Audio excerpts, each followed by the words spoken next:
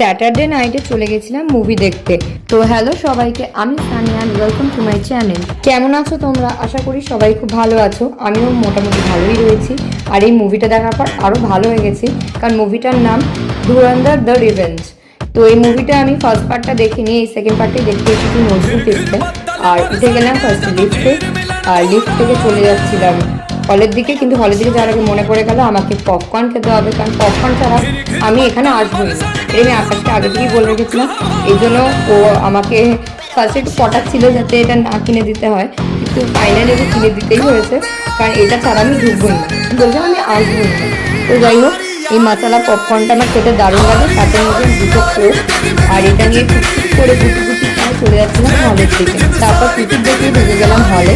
আর এত রাত হওয়ার সাথে হল কিন্তু প্রায় ভর্তিই ছিল। তো যাই হোক, মাত্র কয়েকটা সিট হয়তো বাকি ছিল, তাছাড়া সব ভর্তি। তো ফাইনালি মুভিটা স্টার্ট হলো প্রায় 12:30টায়। আর এই যে ইয়ালিনা আর হামজার এই কেমিস্ট্রিটা দারুণ লাগছিল। তো এই মুভিটাতে কিন্তু বেশি রোম্যান্টিক সিন নেই, যেটা পার্ট 1-এ ছিল শুনেছি। তো এটাতে বেশিরভাগ অ্যাকশন, রিভেঞ্জ, মেনডেটের রিভেঞ্জের জন্যই আছে। তো সঞ্জয় দত্তের এই মার্ডার সিনটা দেখলাম, দেন একটু ইন্টারভেল দিয়েছিলাম মাঝখানে।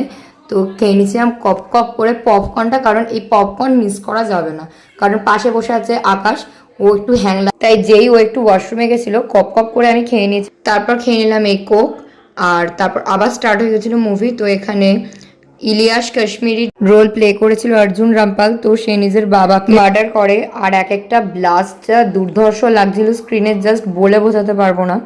যারা তোমরা মুভিটা দেখোনি প্লিজ গিয়ে দেখো, মানে দারুণ। আর একটা কথা এটাও ঠিক যে এই মুভিতে খুব ডেঞ্জারাস সিন আছে, যেগুলো হয়তো দেখলে কারুর শরীর খারাপ লাগতে পারে। প্লিজ তারা অ্যাভয়েড করো মুভিটাকে, কিন্তু যারা স্ট্রং তারা এই মুভিটা অবশ্যই দেখতে পারো।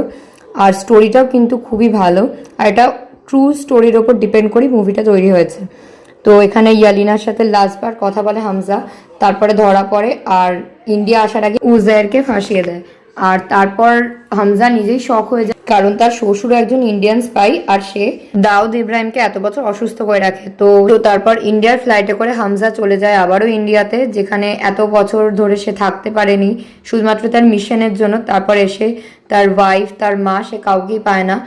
আর এভাবে একটা দুঃখের সাথে মুভিটা শেষ হয়। তারপর আমরা বেরিয়ে আসি হল থেকে, আর লিফটে করে নেমে বাইকে করে চলে যাচ্ছিলাম বাড়ির দিকে।